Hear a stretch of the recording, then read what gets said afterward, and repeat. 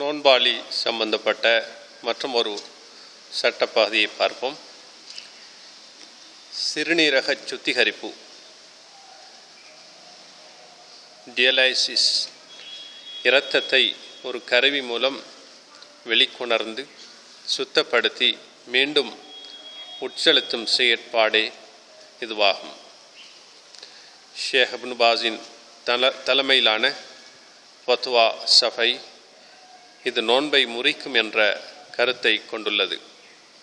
ஏனெனில் இதில் உப்பு, சர்க்கரை போன்ற உணவூட்ட பொருட்கள் கலப்பதுண்டு. இதுவே பிரதானமான காரணமாகும்.